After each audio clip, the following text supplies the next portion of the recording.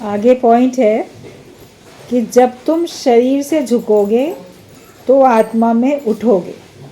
मतलब कि नम्रता करनी ज़रूरी है जब आप देह से झुकते हो, वरना अहंकारी व्यक्ति देह से झुक नहीं पाता। ना किसी को सर झुकाएगा, ना हाथ जोड़ेगा, ना चरण स्पर्श करेगा, किसी के आगे भी शरीर से भी नहीं झुकता है। कोई ज्ञानी होता है जो शरीर से भी झुका हुआ दिखता है, मन से भी झुका दिखता है। और कभी किसी मोमेंट पे आप शरीर से झुकते हुए नहीं भी दिखते हो, अपने बंधन काटने के लिए, माया से उपराम होने के लिए, लेकिन फिर आप देखोगे मन से तो झुके हुए ही हो। और कोई शरीर से झुका हुआ दिखता है लेकिन मन से झुका हुआ नहीं दिखता है। जब हम अपने आप को नम्रता भाव में लेके आएंगे, मोड़ेंगे, मतलब निज सुख निर्मल सोई पाए जो मन को मोड़े मोड़े। जब मन को मोड़ लेते हैं तभी सुख भी मिलता है। और हमें झुकने के बाद, मुड़ने के बाद हमारे लिए भेदभाव नहीं रह जाता। जब तक आप देह में हो तो कोई छोटा है तो कोई बड़ा है, लेकिन जब आपने अपने मन को मोड़ लिया, झुक गए, उसके बाद आपको सब एक बराबर लगेंगे। और भगवान की दृष्टि में भी पहले ही सब एक बराबर हैं और भी एक बराबर हो जाते हैं। और फिर आपके मन से भेद मिट जाएगा।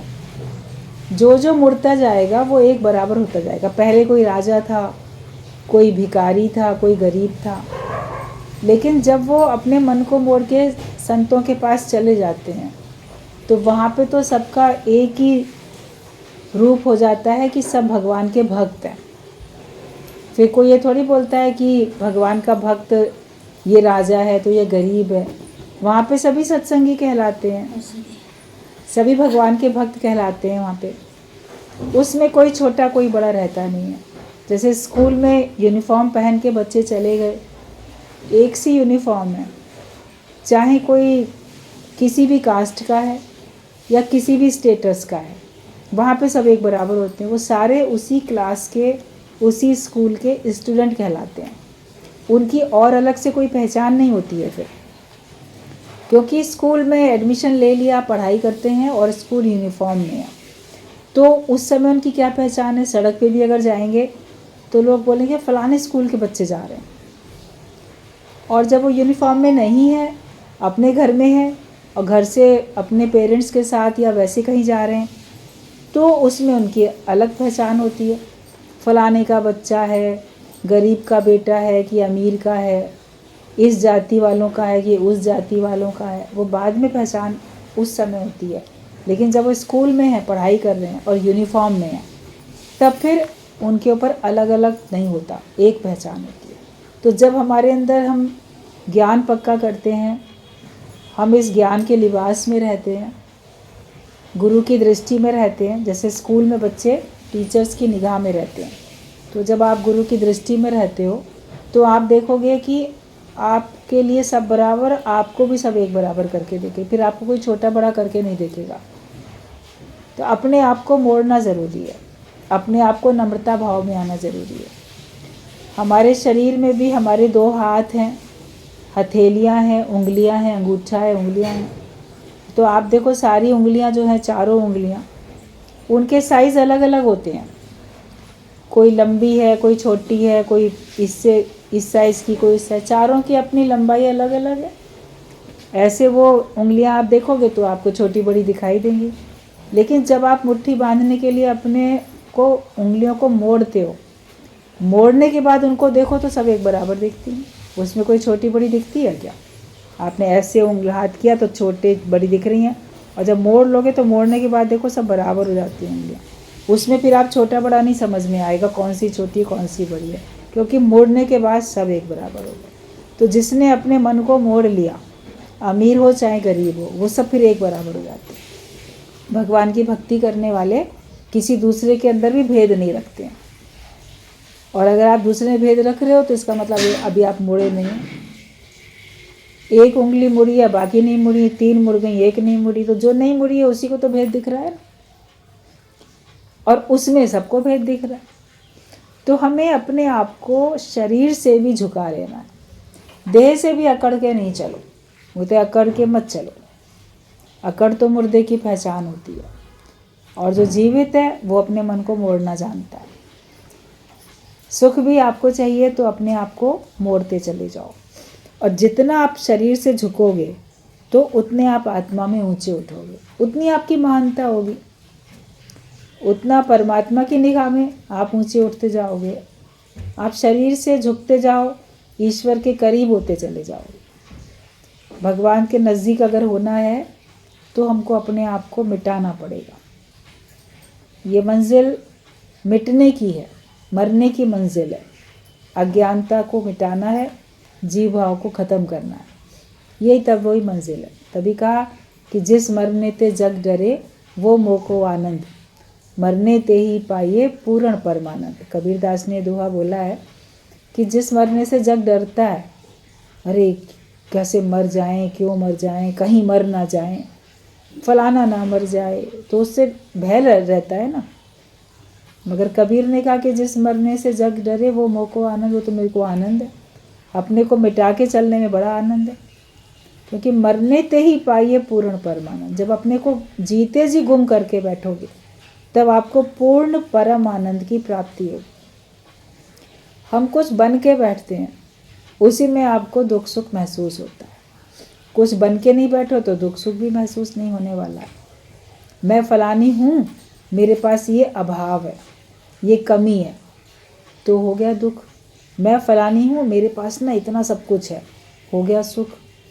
और सुख है तो अहंकार भी आता है, दुख है तो निराशा भी होती है, हीन भावना भी आती है। सब अलग अलग भावनाएं इसी दुख सुख से प्रभावित होकर होती रहती हैं। लेकिन ज्ञानी अपने को देह से उपराम कर लेता है। थोड़े समय की है ये देह, आज है तो कल नहीं है। 2 दिन की है जिंदगी, 2 दिन का है मेला। आया है जग में खाली तू, खाली हाथ आए थे, जाओगे भी अकेले, ये तो सबको पता ही है। जीते जी भी निरासक्त होके जो बैठता है, अपने को मिटा के बैठता है, तो उसको पूर्ण परम आनंद की प्राप्ति होती है। कभी कभी भगवान का विशाल रूप देखकर डर भी लग जाता है, इसलिए भगवान साधारण रूप में हमसे बात करने के लिए सामने आता है। अर्जुन के सामने भगवान ने अपना विराट रूप दिखाया। अर्जुन ने प्रार्थना की कि मैं, आपने अपनी विभूतियों का इतना वर्णन किया है कि आप इसमें, आप इसमें, आप इसमें। भगवान ने बोला ना, भगवद गीता पढ़ के देखो, नदियों में मैं फलाना हूँ, मछलियों में ये हूँ, उसमें ये हूँ, सब अपना जैसे विभूतियों का वर्णन किया। तो उसने सुन तो लिया, बहुत प्रभावित हुआ, अर्जुन अच्छा भी लगा। भगवान से प्रार्थना करता है कि भगवान मैं आपका इतना विशाल आप हो, इतना विशाल रूप में आपका देखना चाहता हूँ। भगवान ने कहा ठीक है, दिव्य स्वरूप तुमको दिखा देते हैं, लेकिन तुम अपने इन नेत्रों से नहीं देख सकते, तुम्हें दिव्य दृष्टि देनी पड़ेगी। तो दिव्य दृष्टि होती है ज्ञान से जो हमको नज़र मिलती है, वही दिव्य दृष्टि है। अज्ञानता में आप बाहर का रूप देखते हो, ये फलाना है, ये ऐसा है, मगर वो वास्तव में कौन है वो तो आप ज्ञान के बाद ही देखते हो। कि भले बाहर से कोई कैसा भी दिखाई देता है, सत्ता तो सब में एक ही है, शक्ति सब में एक है, परमात्मा सब में व्याप्त है, आत्मा हर एक की एक सी है। तो ये दृष्टि जो मिलती है ज्ञान से, यही दिव्य दृष्टि कहलाती है। तो उसको दिव्य दृष्टि दी भगवान ने और अपना विराट स्वरूप दिखाया। तो उसने क्या देखा कि भगवान का शरीर इतना बड़ा हो गया, उसमें सारा विश्व समाया हुआ दिखता है उसको अच्छा बुरा सब, स्वर्ग नरक, सारे देवी देवता सब दिख रहे हैं, और विकराल रूप दिख रहा है उसको, कि जैसे भगवान ही सबका भक्षण करते जा रहे हैं। और इतना बड़ा वो रूप है, इतने मुख, इतना ये सब, तो वो सब विशाल रूप देख के वो भयभीत हो गया। ये तो लग रहा था कि हाँ सब जगह भगवान ही है, लेकिन जब हम सब जगह भगवान देखने लगते हैं तो कभी कभी मन डरने लग जाता है। तो उसको खुशी भी हुई, लेकिन वो भयभीत भी हुआ। फिर अर्जुन प्रार्थना करता है कि आपको ये देख के तो मुझे बड़ी घबराहट हो रही है, इतने महान इतने विशाल आप हो, और ये सब आपके अंदर समाते जा रहे हैं, सारे संसार के लोग। आप ही से उत्पत्ति है, आप ही से प्रलय है। तो मेरे को बस अब मन को सुख देने के लिए आप वापस अपने साधारण रूप में आ जाइए, जिस साधारण रूप में मैंने आपको शुरू से देखा है। मैं अधिक देर तक ये देख नहीं सकता, विराट स्वरूप अधिक देर तक मैं देख नहीं सकता। तो भगवान फिर सौम्य रूप में आते हैं, विष्णु के रूप में, चतुर्भुजी रूप में आते हैं, और फिर साधारण मनुष्य के रूप में आ जाते हैं, जैसे उन्होंने जन्म लिया था, कृष्ण के रूप में फिर आ जाते हैं। तब उसको तसल्ली मिलती है। तो हम भी जब सारे सब जगह भगवान को देखते हैं तो कभी कभी घबराहट सी भी होती है किसी को, मगर फिर वो देखता है कि नहीं, यही ठीक है, जो दिखाई दे रहा है वही हमारे लिए सुखद है। तो इसलिए भगवान ने इतना सरल सब तरफ बना दिया सारा नज़ारा, सबको देख के आपको आनंद आता है। एक ही में सबको देखोगे तो आपको परेशानी भी होती है, लेकिन सब में एक को देख लेते हो तो आपके लिए आराम हो जाता है। सर्व में ज्योत, ज्योत है सोई। सबके अंदर एक ही ज्योत है, मगर एक में सब समाया पड़ा है। उतनी विशालता में आने में मनुष्य को घबराहट होती है कि मैं ही सब जगह पर हूँ, मेरे अंदर भगवान है, ये पक्का कर लेते हो। मैं ही भगवान हूँ, ये पक्का नहीं हो पाता। घबराहट लगती है हर एक को, भगवान से अलग कुछ भी नहीं है। कैसे भी आप अपने को महसूस कराओ, लेकिन अपने को देह से उपराम करना है, वो ज्ञान है। घबराहट हो भगवान देखने की तो अपना आप करके देख लो, लेकिन फिर आपको जब ज्ञान पक्का होगा तो आपको भगवान देखने में दिक्कत नहीं आएगी, परेशानी नहीं आएगी। तत्व से तो आपको वही दिखेगा ना। अब सब जगह वही भगवान है, तो आप जिस रूप में भगवान की पूजा करते आए वो रूप थोड़ी ना उसका बदल के दिखने लग जाता है, मगर आपको महसूस होता है कि इस रूप में भगवान, सारे रूप उसी ने धारण किए हुए हैं। तो इसीलिए भगवान जब मनुष्य रूप में तुम्हारे सामने आता है तभी तुम शांत होकर ज्ञान सुन सकते हो। आज अगर बड़े विशाल रूप में, ऐसे कोई अलौकिक रूप में हमारे सामने भगवान खड़े हो जाएं और हमें ब्रह्म ज्ञान सुनाएं, तो हम उसको पक्का नहीं कर पाएंगे। लेकिन भगवान ही संतों के रूप में, ऋषि मुनियों के रूप में, विद्वानों के, गुरु के रूप में, किसी के भी रूप में भगवान साधारण रूप में तुम्हारे जैसे बन के जब आते हैं, और तब तुमको तुम्हारे ही तरीके से, तुम्हारी भाषा में, तुम्हारे तरीके से तुमको ज्ञान बताया जाता है, तब समझ में आता है। तब हर एक को ठीक लगता है कि हाँ, ये मेरे जैसे हैं। बाद में आप उनके जैसे बनते हो, पहले सोचते हो कि ये भी तो मेरे जैसे ही हैं, जैसे मैं इंसान वैसे ये इंसान, जैसे मेरा रूप वैसे इनका रूप। फिर आप जब उनका अंदर से ज्ञान का रूप देख लेते हो, तब निश्चय करने में हमको उनके जैसा फिर बनना पड़ता है, और तभी हम शांत मन होकर ज्ञान सुन भी सकते हैं। ये पिछले जन्म का फल उदय होता है, तभी घर बैठे सतगुरु मिल जाता है, जो हमें भगवान देता है। भगवान ऐसे ही मिल जाता है हमको मुफ्त में। आज जो सब लोग सत्संग में आके बैठे हैं, तो ये हमारे पिछले जन्मों का कोई बड़ा अच्छा पुण्य कर्मों का फल है, जिस वजह से आज हमको सत्संग में बैठने का अवसर मिला हुआ है, और हम ये ज्ञान सुन पाते हैं और इसको समझते हैं या समझने का प्रयास कर रहे हैं। प्रयास करोगे तो समझ भी जाओगे, रुचि लगने लगती है। गुरु हमको ज्ञान देके हमारी रुचि परमात्मा को पाने के लिए लगा देता है। संसार में तो माया पाने की रुचि होती है हर एक को, ये मिले वो मिले, लेकिन उपजे चाह साध के संग, जब साध संगत के बीच में बैठते हैं तब हमको परमात्मा को पाने की चाह उपज जाती है, परम पद पाने की चाह उपजती है, मोक्ष को पाने की चाह उपजती है। वैसे नहीं उपजती, आप वैसे तो साधारण ही बन के बैठते हो। तो ये नहीं समझना कि हमको अचानक यूं ही मिल गया सत्संग, या सच्चे संतों से, सच्चे गुरु से यूं ही मुलाकात हो गई। ये भगवान की बड़ी विशेष कृपा थी, जिस वजह से कोई ना कोई माध्यम बना, कोई ना कोई बहाना बना, कोई मीडिएटर बना, और आपको ज्ञान तक किसी ने सत्संग तक पहुंचा दिया। गुरु अथक मेहनत करता है, थकता नहीं हमारे साथ मेहनत करने में। हम खुद ही थक जाते हो अपने लिए तो बात अलग है, लेकिन गुरु तो नहीं थकता। वो तो देता ही जाता है। नदी का पानी बहता ही जाता है, बहते बहते थकता नहीं है, कभी वो समुद्र तक मिलके एक हो जाता है पानी। कहाँ गंगा जी निकलती है गोमुख से, गंगोत्री से, और वहाँ से यात्रा करते करते करते सागर में मिल जाती है, गंगा सागर में मिल जाती है, फिर गंगा सागर का रूप बन जाती है। तो वो थकती नहीं है। कहीं कहीं पे पानी का फ्लो कम होता है, कहीं अधिक होता है, क्योंकि लोग उसमें व्यवधान डाल देते हैं।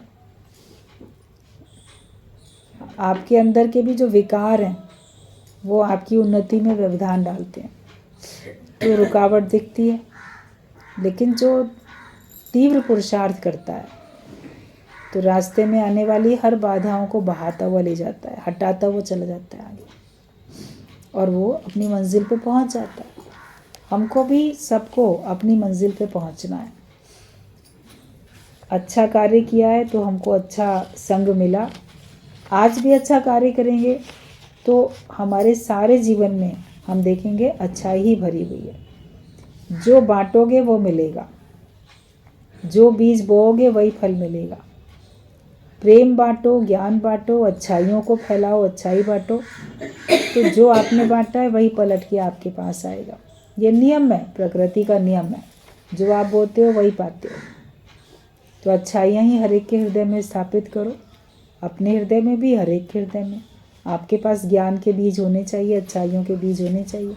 ये ज्ञान के वचन जिसके साथ बैठ के बातचीत करो, संसार की बातें तो सब करते ही हैं, मगर साथ साथ थोड़ी कुछ भगवान की बात भी तो करो, ज्ञान की चर्चा भी तो करो। कुछ ऐसी चर्चा भी हो जिससे हमें लगे जीवन सार्थक हो रहा है, वरना वही बात सवेरे शाम तक मनोरंजन के लिए की, उसके बाद उसी जगह पर खड़े हुए हैं। अपने अंदर स्वयं में भी तो उन्नति महसूस होनी चाहिए। तो ये पिछले जन्म के अच्छे कर्मों का फल उदय होता है, तभी हमको घर बैठे सद्गुरु मिल जाता है, और जो हमें भगवान दे देता है। मतलब गुरु हमें क्या देता है, वो तो हमको भगवान को ही दे देता है। पहले हम भगवान को अपने से दूर समझते थे, अब उसको अपने नज़दीक समझते हैं। मैंने पा लिया, मैंने भगवान को पाया, ये आपको अनुभव होने लग जाता है। और भगवान हमको बिना मेहनत किए ऐसे ही सरलता से मुफ्त में मिल जाता है। गुरु की शिक्षा से ज्योत प्रकट होती है। पहले भाव बनाना पड़ता है, फिर स्वयं बनता चला जाता है। जो भी ज्ञान हम सुनते हैं, गुरु की शिक्षाओं से हमारे अंदर ज्ञान की ज्योत प्रकट होती है। और पहले हमको ये अच्छा भाव बनाना पड़ता है कि जो कुछ मैं सुन रहा हूँ उससे मेरे अंदर के मन का अंधेरा दूर हो रहा है, और दूर होगा। ये ज्ञान का दीपक जलेगा और मेरे अंदर के अज्ञानता का अंधेरा दूर होगा। तो ये अच्छा भाव बनाना पड़ता है। फिर आप देखो, आप बैठते बैठते आपका भाव अच्छा, श्रद्धा वाला भाव, विश्वास वाला भाव आपका बनता ही चला जाता है, और अंत में तुम्हारी ऐसी अवस्था हो जाती है कि सिर्फ भगवान ही दिखाई देता है।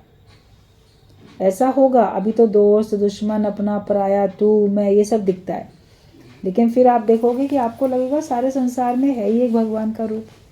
ना कोई वैरी मित्र हमारा, जितवल देखा उतवल प्यारा। ना कोई मेरा वैरी है, ना मेरा मित्र है।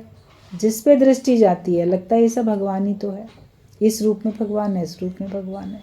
ये आपका एक अभ्यास होते होते आदत बन जाती है। फिर आपको कोई भी जगह ऐसी नहीं दिखती जहाँ भगवान ना हो, ऐसी दृष्टि बन जाती है। एक संत ने जब वो शिक्षाएं देता था अपने शिष्यों को, तो दो अपने शिष्यों को बुला के कहा कि ज्ञान तुमने बहुत दिन सुन लिया, पक्का हो गया? बोले हाँ, ज्ञान पक्का हो गया।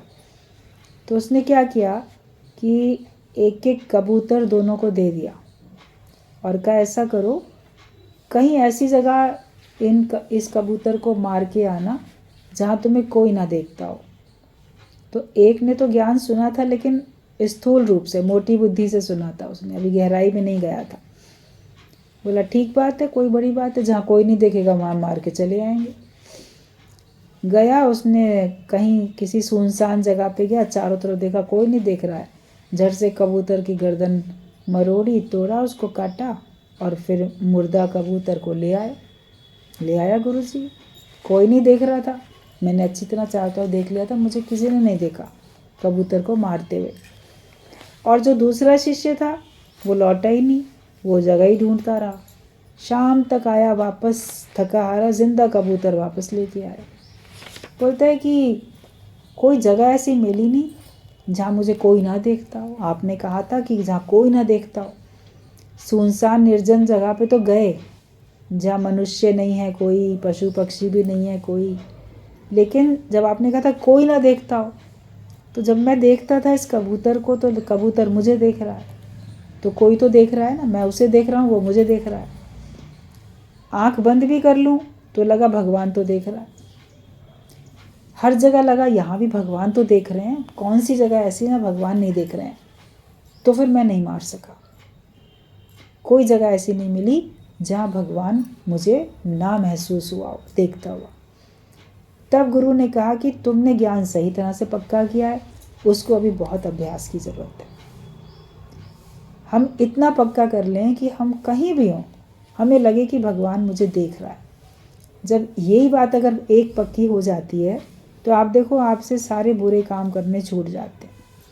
फिर आप वही काम करते हो जो सबको पसंद आने वाले काम होते हैं। जब आप देखते हो कोई देख रहा है तो अच्छा काम करते हो, बुरा काम कब करते हो? कोई ना देख रहा, चोरी ठगी बेईमानी, कुछ कोई देखने वाला ना हो। लेकिन कोई देख रहा है तब तो बड़ी पूजा पाठ करते हुए दिखाएंगे, दान देते हुए दिखाएंगे, कहीं कुछ करते हुए दिखाएंगे, अरे सब देख रहे हैं ना। कहीं पूजा की थाली में भी अगर आप कोई ज़्यादा बड़े पैसे, ज़्यादा बड़ा अमाउंट का नोट अगर चढ़ाओगे ना, तो उसको पूरा खोल के ऐसे डालोगे आरती में कि लोग देख लें कि मैंने 100 का नोट डाला कि 200 का कि 500 का डाला। और जहाँ 1-2 रुपया डालना होगा तो छुप के जल्दी से डाल दें, कोई ना देखे मैंने कितना रुपया डाला है। तो और बिल्कुल भी नहीं डालना होगा तो और छुपा के करोगे। तो जिस काम में आपको लगेगा कि हाँ मेरा नाम होगा तो वो आप दिखाते हो। अच्छाई में नाम होगा, बुराई में नाम होने में थोड़ी दिखाओगे। सोचोगे लोग क्या कहेंगे। बाकी तो चोर डाकू होते हैं, गुंडे बदमाश खुलेआम किसी का कत्ल भी करके जाते हैं।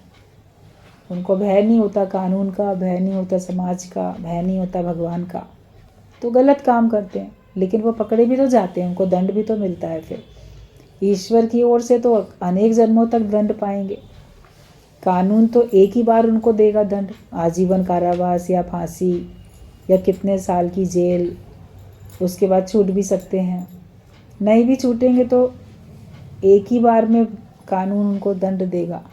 लेकिन परमात्मा की तरफ से उनको अनेक जन्मों में मिलेगा। भगवान का न्याय तो बड़ा सटीक है बिल्कुल, उस तक तो कोई किसी की बुद्धि जा ही नहीं सकती। वो जो करता है वो न्याय के हिसाब से करता है। तो हम अगर सब जगह भगवान को देखना पक्का कर लें तो हमसे कोई भी गलत काम फिर होगा नहीं। और अंत में ही तुम्हारी जब अवस्था ऐसी बन जाती है कि सिर्फ भगवान ही तुम्हें दिखाई देता है, भगवान के अलावा कोई दिखाई नहीं देता। ज्ञान पक्का करो, एक नुक्ते में सब इल्म का मतलब मिल गया, अब कागज़ों के बोझ को सर पर उठाएं क्या ज़रूर। है ही भगवान, इस एक लाइन में हमको पूरा ज्ञान मिल गया। फिर वेद शास्त्र उन सबको बोझ उठा के क्या करना है। कोई बोलेगा मैंने ये शास्त्र नहीं पढ़ा, मैंने ये वेद नहीं पढ़ा, तो आप अपनी जानकारी के लिए भले पढ़ो, आपके पास टाइम है आप पढ़ो, अच्छा लगेगा। लेकिन अगर आपने नहीं भी पढ़ा, उन सब का सार तो गुरु ने हमको बता ही दिया कि है ही भगवान, भगवान के अलावा कुछ है ही नहीं। यही बात केवल पक्की करनी है कि संसार में केवल एक सत्य जो है वो परमात्मा है, और कुछ चीज़ भी सत्य नहीं है। जो दिखती है वो मिटने वाली है, भगवान ही सत्य है। तो यही सार है सारे वेदों का, शास्त्रों का, कि है ही भगवान, भगवान के अलावा कुछ बना नहीं है। जब आप कोई भी शास्त्र ऐसा पढ़ोगे जिसमें ब्रह्मांड की सृष्टि की रचना होते हुए बताई जाती है, तो उसमें अगर आप ठीक से पढ़ोगे तो आप देखोगे एक ही सत्ता थी, एक ही शक्ति थी।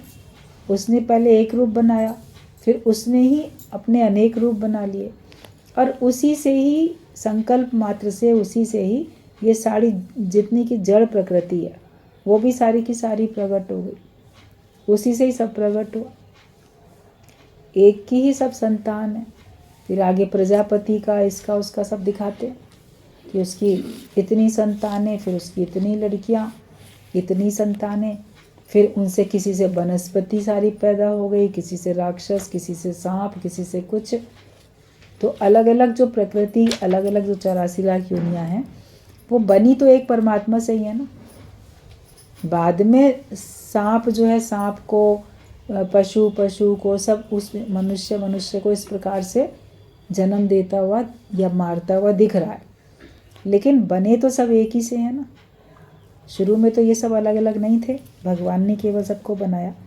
तो जब एक हमको बात समझ में आ गई कि है ही भगवान, फिर हमें बहुत शास्त्र पढ़ने की या उसका ज्ञान का बोझ अपने सर पे रखने की कोई भी आवश्यकता नहीं होती है। जब एक भगवान को जान लिया तो आप पवित्र हो जाते हो। एक वस्तु बूझे तो होवे पाक, ना बूझे तो सदा ना पाक। उस एक भगवान को जान लिया तभी आप पवित्र बने हो। और अगर हमने उसी को नहीं जाना तब हम अपवित्र हैं। वैसे बहुत बोलोगे मैं तो बड़ा शुद्ध पवित्र हूँ, लेकिन हो तो जीव भाव में, मानते तो अपने को देह हो। तो अपने को देह मानने से तो उनसे खराबियाँ तो होती रहती हैं, भेदभाव होता रहता है, राग होगा, द्वेष होगा, ईर्ष्या होगी, लोभ लालच होगा, अहंकार होगा, कुछ ना कुछ तो होता ही रहेगा ना उसमें, शरीर को मानने से। तो वो मलिन भावनाएं तुमको तो अपवित्र करती हैं। और अगर उन भावनाओं के बहुत अधीन हो जाते हो तो कर्म भी तुम्हारे अपवित्र हो जाते हैं, फिर बाद में तुम्हारा शरीर भी अपवित्र हो जाता है। सभी कुछ अपवित्र है, लेकिन जिसने एक भगवान को जाना और उसी में लीन हो गया तब तो वो शुद्ध है, फिर तो वो पवित्र है। तो एक उस परमात्मा को जान लो जिससे कि तुम पवित्र हो जाते हो। बीज मंत्र सर्व को ज्ञान, सबको बस ज्ञान मिल जाए, और यही एक बीज मंत्र है। एक तुम गुम हो जाओ तो हजारों तुमसे बनेंगे। एक तुम अपने आप को गुम करते चले जाओ तो फिर आप देखोगे तुमसे हजारों बनेंगे। जैसे एक बीज धरती में जाता है और वो मिट जाता है, अपने को गुम कर दिया, फिर वो वृक्ष के रूप में प्रकट हो जाता है, और जैसे वो पेड़ के रूप में प्रकट हुआ तो उससे फिर हजारों बीज बन जाते हैं ना। किसी एक पेड़ को देखो, आपने मान लो आम का ऐसे गुठली, आम का बीज या किसी भी चीज़ का आपने बो दिया, तो उस पेड़ से फिर हजारों तैयार हो जाते हैं। कोई तो फसल ऐसी होती कि आपको काटनी पड़ती है, मगर तो भी कितने दाने, गेहूं के कितने दाने, धान कितने सारे दाने, सरसों के कितने दाने, मतलब सब कितने, एक पेड़ से कितने सारे प्रकट हो जाते हैं, उनको गिनना भी मुश्किल होगा। और कुछ पेड़ होते हैं जो कई साल तक फल देते रहते हैं, तो उनसे हर साल कितने कितने सारे बीज तैयार होते रहते हैं। उन्हीं पेड़ों से तो उनके बीज बनते हैं, फिर उनसे और नए पेड़ लगाए जाते हैं। तो मिटा तो केवल एक, लेकिन उस एक के मिटने से बने कितने आगे, अनगिनत। तो तुम जीते जी अपने को मिटा के, नम्रता भाव रख के, जीते जी अपनी मृत्यु कबूल करके जब चलते हो, गुम करके अपने को चलते हो, तो आप देखो आपसे अनेक तैयार हो जाएंगे। तुम्हारे जैसा ज्ञान पक्का करने वाले, तुम्हारे जैसे भक्त अनेक प्रकट होते चले जाएंगे। मिटाना पहले अपने को है, गुम पहले अपने को करना है।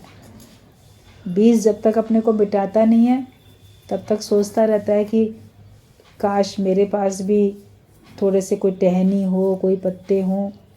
जिस पेड़ से टूट के वो अलग हो जाता है, फिर उस पेड़ की तरफ टकटकी बांध के बीज देखता है और कहता है कि मैं तुम्हारे ही तो अंश हूँ, थोड़ा सा तुम मुझे दे दो, ये पत्ते, थोड़ी छाया, थोड़ा ये टहनियाँ, कुछ मुझे दे दो।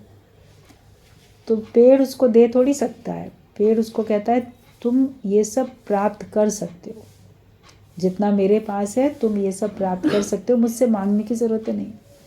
मैं दे भी दूंगा तो तुम्हारे ऊपर पड़ जाएगा जाके, तुम उसको सचमुच में तो नहीं ले पाओगे। लेकिन जब तुम अपने को धरती में मिटा दोगे तब तुम्हारे पास भी यही सब होगा जो मेरे पास है। तो संत करे आप समान, वो आप समान करता है कि जो कुछ आज मेरे पास है तुम भी मिटा दोगे अपने आप को, तुम्हारे पास भी होगा। हम तो भगवान से मांगते रहते हैं, भगवान थोड़ा सा ये दे दो, थोड़ा वो दे दो, थोड़ा सुख दे दो, थोड़ी शांति दे दो। प्रार्थनाएं तो यही करते हैं ना। भगवान कहता है तुम अपने को गुम करो, मिटाओ, तो तुम्हारे पास ये सब बहुत होगा। जितना मेरे पास है उतना तुम्हारे पास भी होगा। जैसे भगवान सबको सब कुछ दे रहा है, आप पहले अपने को गुम करो तो आप देखोगे मेरे पास वो सब है जिसकी मेरे को तलाश थी और जो मैं मांग रहा था। अब मैं औरों को दे सकता हूँ, अपने को भी दे सकता हूँ, औरों को भी दे सकता हूँ। हर एक को सुख और शांति की तलाश होती है। पदार्थ तो प्रारब्ध अनुसार हैं, आने जाने वाली चीज़ हैं और उनसे हमको संतुष्टि भी नहीं मिलती है। लेकिन जो वास्तव में हमारे मन को चाहिए, आराम, वास्तव में हमारे मन को सुख, शांति, वो हमको अपने को बी नथिंग करने से, गुम करने से मिल जाती है। कहते गुम होके वेख नज़ारा, अपने आप को मिटा के तब नज़ारा देखो इस सारे संसार का। फिर आप अपने से ज़्यादा किसी को भी महत्व नहीं दे पाओगे। मतलब कि आप बोलोगे कि मैं सबसे अधिक महान हूँ तत्व से। शरीर का तो भाव मिट ही चुका है और मैं भरपूर हूँ, मैं तृप्त हूँ, मैं आप ब्रह्मानंद, मैं ही ब्रह्म का आनंद हूँ, ब्रह्मानंद मैं ही। ये नहीं कि मैं हूँ और मेरे को आनंद है, उसको महसूस करने वाला भी गुम हो चुका।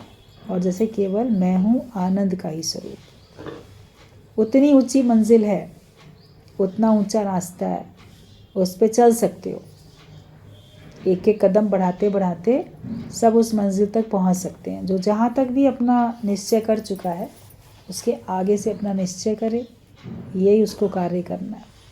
रोज़ बैठ के माला नहीं फेरनी है, मंत्र नहीं जपने हैं, लेकिन अपने आप को इस संसार से जो लिप्त हैं उससे छुड़ाते जाना है। अपने मन के बंधन पहले दिखें और फिर उनको हमें दूर करते जाना है। इसमें परमात्मा मददगार है, गुरु मददगार है, आपका ज्ञान का निश्चय मददगार होता है। अपनी हेल्प करो तो सब तुम्हारी हेल्प करेंगे।